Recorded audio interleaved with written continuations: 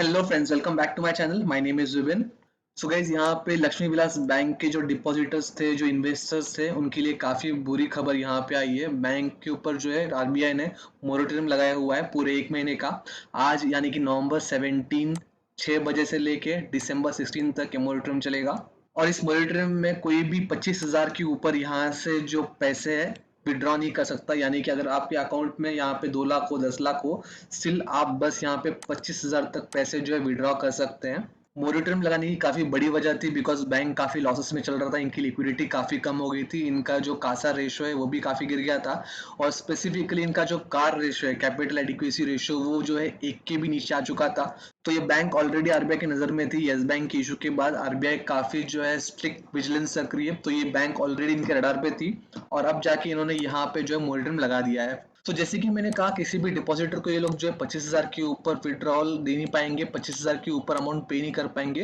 But यहाँ पे RBI ने एक एक्सेप्शन दिया हुआ है कि कोई अनफोर्सन एक्सपेंसेस है, जैसे कि मेडिकल एक्सपेंसेस हुए या हायर एजुकेशन हुए, ऐसा कोई चीज है तो यहाँ पे ये लोग एक क्लॉज ऐड कर सकते हैं। यहाँ पे ये लोग जो ये लिमिट को बढ़ा सकते हैं। बट नॉर्मल कंडीशन में ये जो है मैक्सिमम लिमिट होगा, इसके ऊपर विड्रॉल हो नहीं पाएंगे। इसी के साथ साथ लक्ष्मी विलास बैंक के लिए आरबीआई ने एक और प्लान दिया हुआ है कि उनका मर्जर कराएंगे डीबीएस के साथ। इस चीज के लिए इन्होंने डॉक्यूमेंट ड्राफ्ट किया हुआ है, उस पर भी हम डिटेल्स देखेंगे। और जैसे आप देख सकते हैं, लक्ष्मी विलास बैंक जो है प्रॉम्प्ट करेक्टिव एक्शन, जिससे हम पीसीए कहते हैं, उसके लिस्ट में था सितंबर 2019 से, क्योंकि लास्ट टाइम इनके लॉसेस काफी बड़े थे। तो सितंबर 2019 से ही ये आरबीआई के वॉच में था, पीसीए लिस्ट में था। सो अब जब इतने सारे इश्यूज के बाद ये लोग बाहर नहीं आ पा रहे, ये सर्वाइव नहीं कर पा रहे, तो गवर्नमेंट ने यहाँ पे एक्शन लिया है और आरबीआई ने इस पे मोरेटोरियम लगा दिया है। अब हम देखते हैं आरबीआई का जो मर्जर प्लान है लक्ष्मी विलास बैंक के लिए, उसके बारे में। आप देख सकते हैं यहाँ पे डीबीएस बैंक जो सिंगापुर की एक बड़ी बैंक है, सिंगापुर की एक टॉप नॉच बैंक है, और उनकी एक इंडियन एंटिटी है डीबीएस बैंक इंडिया। इनका इंडियन ऑपरेशन जो इस नाम से चलता है, बट इसकी पेरेंट एंटिटी है डीबीएस बैंक। सो यहाँ पे आरबीआई ने जो है scheme of arrangement already draft किए हुए लक्ष्मी विलास बैंक और डीबीएस बैंक इंडिया लिमिटेड के मर्जर के लिए। और डीबीएस बैंक जो है Asia's leading financial service group है, डीबीएस ग्रुप होल्डिंग लिमिटेड। ये काफी स्ट्रॉन्ग बैंक है फाइनेंशियली, इनके पास काफी ज्यादा लिक्विडिटी है, काफी ज्यादा जो है इनके मार्जिन अच्छे हैं, काफी ज्यादा प्रॉफिटेबिलिटी में एक बैंक चल रही है। आप देख सकते हैं as on June 30 it's total regulatory capital was around 7,109 crore. एक बड़ा कैपिटल पोर्शन इनके पास है एज ऑफ जून 2020, यानी कि 2021 के पहले क्वार्टर में इनका कैपिटलाइजेशन काफी बड़ा था। और ये मर्जर की बात जो है काफी टाइम से चल रही थी। ऑलरेडी क्लिक्स कैपिटल के साथ इनका जो मर्जर होने वाला है काफी टाइम से चल रहा था, बट आई थिंक वो यहाँ पे हो नहीं पाया। उस वजह से यहाँ पे डीबीएस को पिच इन करना पड़ रहा है। इसके अलावा इंडिया बुल्स हाउसिंग फाइनेंस के साथ इन्होंने पहले मर्जर की कोशिश की थी, बट आरबीआई ने वहां पे अप्रूवल नहीं दिया। आई थिंक इस चीज को अराउंड 1 साल तक हो चुके होंगे, और तब जो है बैंक को एक बड़ा सेटबैक मिला, बैंक को एक बड़ा यहाँ पे एक सरप्राइज मिला। उन्हें लगा था आरबीआई यहाँ पे धक्कल नहीं देगा, बट तब आरबीआई ने वहां पे अप्रूवल्स नहीं दिए और वो मर्जर हो नहीं पाया। बट आरबीआई ने यहाँ पे प्रोएक्टिवली एक डिसीजन लिया हुआ है और बैंक के लिए एक अच्छा मर्जर ऑप्शन लाया गया है। Usually foreign banks Indian financial institution में, इंडियन बैंक्स में या कोई भी फाइनेंशियल इंस्टीट्यूशन हो, वहां पे 49% से ज्यादा स्टेक खरीद नहीं सकते। बट अगेन ये ऑलरेडी यहाँ पे इंडियन एंटिटी, डीबीएस की इंडियन एंटिटी है, तो यहाँ पे शायद मेजर पोर्शन इनके पास जा सकता है। एंड बिकॉज यहाँ पे ऑलरेडी प्लान क्रिएटेड है, ऑलरेडी ये सारी चीजें डिसाइडेड है, तो यहाँ पे बहुत सारे एक्सेप्शंस भी हमें दिखे जा सकते हैं। सो ये जो मर्जर प्लान, मर्जर न्यूज जो है, ये डिपॉजिटर्स के लिए काफी एक राहत की न्यूज है। बिकॉज डिपॉजिटर को जो टेंशन होता है कि उनके जो पैसे डिपॉजिटेड है वो जा सकते हैं, वो यहाँ पे जो नील हो जाता है, वो यहाँ पे खत्म हो जाता है। बिकॉज मर्जर के बाद बैंक में लिक्विडिटी वापस दिख सकती है, और यहाँ पे आपके जो पैसे डिपॉजिटेड है उस पे जो खतरा बना हुआ है वो ऑलमोस्ट नेग्लिजेंस हो सकता है, वो ऑलमोस्ट टल सकता है। बट जो इन्वेस्टर्स है जिन्होंने यहाँ पे इन्वेस्ट किया हुआ है, उनके लिए खतरा अभी भी बरकरार है। पता नहीं है शेयर कहाँ पे जाके रुकेगा। बिकॉज आप देख सकते हैं पिछली बार जब यस बैंक के साथ ऐसा हुआ था, जब यस बैंक में मोरेटोरियम लगा था, शेयर काफी नीचे आ गया था। आई बिलीव ऑलमोस्ट 60 से लेके 5 रुपए तक वो शेयर आ गया था, जबकि ये शेयर की करंट प्राइस ही 15 रुपए है। और ये जो मर्जर प्लान है, यहाँ पे बस डॉक्यूमेंट्स ड्राफ्ट हुए हैं, इस मर्जर में टाइम तो लग सकता है। तब तक ये शेयर की हालत क्या हो सकती है हम बोल नहीं सकते, काफी वोलेटिलिटी दे सकती है। बिकॉज ऑलरेडी यहाँ पे जो है मोरेटोरियम लगा हुआ है, तो शेयर तो नीचे आएगा ही। बट अगेन उस पे से यहाँ पे एक अच्छे बैंक के साथ मर्जर न्यूज है, स्ट्रॉन्ग बैंक के साथ मर्जर न्यूज है, तो लोगों को यही चाहिए था कि इस बैंक का मर्जर हो किसी अच्छे बैंक के साथ, तो यहाँ पे वो हो रहा है। तो उसका हम कुछ हद तक पॉजिटिव इफेक्ट भी आगे जाके देख सकते हैं। अगर बैंक की फाइनेंशियल हालत देखें तो आप देख सकते हैं 2018 पिछले 3 साल से बैंक कंसिस्टेंटली यहाँ पे जो है लॉस पे लॉस दिखाता जा रहा है। हर साल यहाँ पे एक बड़ा लॉस दिखाता जा रहा है। आप 2018 पे देख सकते हैं 951 करोड़ का लॉस था।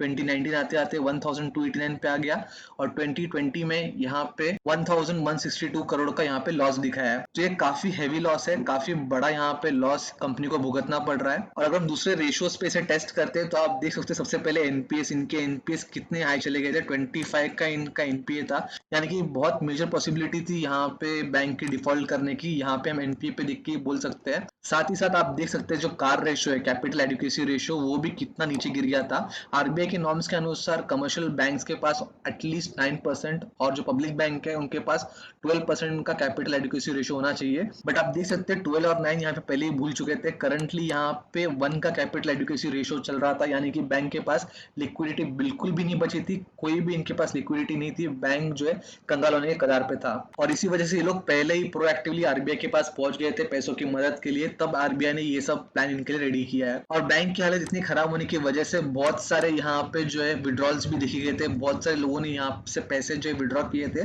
तो बैंक के पास ऑब्वियसली लिक्विडिटी बिल्कुल नहीं बची थी और दिन ब दिन इनका डेब्ट जो है वो बढ़ता जा रहा था। सो आप देख सकते हैं मार्च 2009 में, यानी कि लगभग 10 साल पहले, यहाँ पे आपको बोरिंग 7504 दिखाई दे रही है, जबकि ये बढ़ते बढ़ते आज के डेट में आपको 22,199 की बोरिंग्स दिखाई देगी। ऑब्वियसली किसी भी बैंक के लिए बोरिंग्स हाई होती है बिकॉज उनका बिजनेस ऐसे ही चलता है, पैसे उधार पे लेना, पैसे उधार पे देना, वहीं से वो लोग इंटरेस्ट कमाते हैं। बट आप देख सकते हैं इनके रिजर्व भी जो है काफी ज्यादा कम हो गए, काफी ज्यादा गिर गए। अगर कंपेयर करोगे पहले से तो रिजर्व्स काफी कम हो गए, यानी कि बोरिंग्स बढ़ रही है बट इनके पास जो रिजर्व मनी है, जो सरप्लस मनी है, वो कम हो रहा है। सो ऑब्वियस सी बात है, इन सब चीजों के चलते हुए आपको यहाँ पे प्राइस काफी कम दिखाई दे रहे हैं। ऑलमोस्ट यहाँ पे 16 का प्राइस, टू बी प्रिसाइज 15.60 का यहाँ पे आपको स्टॉक प्राइस दिखाई दे रहा है। अगर मैं आपके सामने 5 साल का चार्ट लगाता हूँ तो आप देख सकते हैं अराउंड 2017 में इसने 189 का जो पीक अटेंड किया हुआ था और वहां से ये लगभग आज के दिन 91% तक टूटा हुआ है। सो ऑब्वियस सी बात है, मोरेटोरियम के न्यूज के बाद ये काफी ज्यादा नीचे गिर सकता है, काफी ज्यादा यहाँ पे और आपको गिरावट दिखाई दे सकती है। बट अगेन इसके साथ एक पॉजिटिव न्यूज भी आई है, एक बड़ी न्यूज आई है कि बैंक काफी बड़े बैंक के साथ मर्ज होने वाला है। बट अगेन ये मर्जर के एग्जैक्ट डिटेल्स अभी तक रिवील नहीं किए हुए, यहाँ पे बस स्कीम ऑफ अरेंजमेंट ड्राफ्ट किया हुआ है। ये अब तक पब्लिक में अनाउंस नहीं हुआ है कि मर्जर कब होगा, कैसे होगा, कौन से रेट पे होगा, किस प्राइस पे ये लोग बाय आउट करने वाले हैं। बट हाँ, इतना बताना चाहूंगा, अगर डीबीएस के साथ ये मर्ज हो रहा है तो बैंक के लिए काफी बड़ी न्यूज है, बैंक के लिए काफी अच्छी न्यूज है बिकॉज ये काफी स्ट्रॉन्ग बैंक है डीबीएस, इनके फाइनेंशियल्स काफी स्ट्रॉन्ग है। बैंक की पेरेंट कंपनी एशिया की one of the finest lending company है। सो किसी और प्राइवेट सेक्टर बैंक या गवर्नमेंट बैंक के साथ मर्ज होने से अच्छा यही है कि ये डीबीएस के साथ मर्ज हो रहा है, ताकि बैंक की जो प्रॉस्पेरिटी है, बैंक की जो फ्यूचर्स है, वो स्टिल इंटैक्ट रह सकते हैं। बट अभी के लिए तो यही कह सकते हैं बैंक डूब गया है, बैंक के पास और कोई चारा नहीं है, यहाँ पे मर्जर ही होने वाला है, उसके बाद ही बैंक बच सकता है। यहाँ पे काफी ज्यादा मैनेजमेंट इश्यूज थे, काफी ज्यादा मैनेजरल प्रॉब्लम भी यहाँ पे देखे गए थे। अगर शेयर होल्डिंग पैटर्न की बात करें तो आप देख सकते हैं सितंबर 2020 तक प्रमोटर के पास बस 6.8% शेयर है कंपनी का और उसमें से भी 34.91 लगभग 35% जो होल्डिंग है वो प्लेज की हुई है, वो कहीं पे लोन पे रखी हुई है। एफआईआईज और डीआईएस ने अपनी होल्डिंग कम कर दी। आप देख सकते हैं पहले इनका ऑलमोस्ट 10.45 था पिछले क्वार्टर में, यहाँ पे आके 8.65 हुआ। डीआईएस का पिछले क्वार्टर में 40.7 था, इसमें अराउंड 38 तक हो गया है। और जिन्होंने एक्चुअली यहाँ पे होल्डिंग बढ़ाई है वो है रिटेलर्स। आप देख सकते हैं सितंबर 2019 में ऑलमोस्ट 39 था और आज के दिन 46.73 हो गया है। सो यहाँ पे वापस यही हुआ है कि गिरते हुए स्टॉक में रिटेलर्स को भारी माल चिपकाया गया है, जो कि आगे और गिर सकता है। बट अगेन जैसे हमने देखा डिपॉजिटर के लिए राहत है, डिपॉजिटर के लिए अच्छी न्यूज है कि यहाँ पे डीबीएस के साथ मर्जर हो रहा है, तो इनकी जो लिक्विडिटी इशू है वो क्लियर ऑफ हो सकते हैं और डिपॉजिटर के जो भी पैसे थे वो ये लोग वापस कर सकते हैं थोड़े टाइम के बाद, जब ये मर्जर होगा उसके बाद। बहुत से लोग इस बैंक को जो है येस बैंक से कंपेयर कर रहे थे कि येस बैंक में भी ऐसे इशू थे, येस बैंक में मोरेटोरियम लगा था लास्ट में, बट गवर्नमेंट ने आके यहाँ पे पैसे इन्फ्यूज किए और लोगों को उनके पैसे मिल गए। बट यहाँ पे बहुत बड़ा डिफरेंस है। डिफरेंस ये है कि येस बैंक कंट्री का 4th लार्जेस्ट बैंक था। ओवरऑल बोल सकते हैं कि कोने कोने में लोग यहाँ पे पैसे इन्वेस्ट कर रहे थे, येस बैंक में डिपॉजिटेड थे लोगों के पैसे। अगर येस बैंक डूबता, अगर वहां पे लोगों के पैसे डूबते तो ऑब्वियसली गवर्नमेंट को बहुत बड़ा झटका मिलता, गवर्नमेंट जो है बहुत ज्यादा डगमगा जाता। और येस बैंक की न्यूज भी काफी ज्यादा जो है फ्रंट फुट में थी, हर न्यूज चैनल पे, हर अखबार के यहाँ पे फ्रंट पेज पे चल रही थी येस बैंक की न्यूज, बिकॉज ऑब्वियसली बहुत बड़ा बैंक था, बहुत सारे लोगों के बहुत सारे पैसे यहाँ पे इन्वेस्टेड थे। सो बाय हुक और क्रूक गवर्नमेंट को वहां पे इंटरवीन करना ही पड़ता, गवर्नमेंट को वो बैंक को बेल आउट करना पड़ता, बिकॉज वहां पे बहुत सारे लोगों की जिंदगी स्टेक पे थी। बट लक्ष्मी विलास बैंक वैसा बैंक नहीं था, उसके कंपैरिजन में काफी छोटा बैंक है। यहाँ पे लिमिटेड लोगों के अकाउंट्स थे, यहाँ पे लिमिटेड लोग इन्वेस्टेड थे, यहाँ पे लिमिटेड लोगों के डिपॉजिट थे।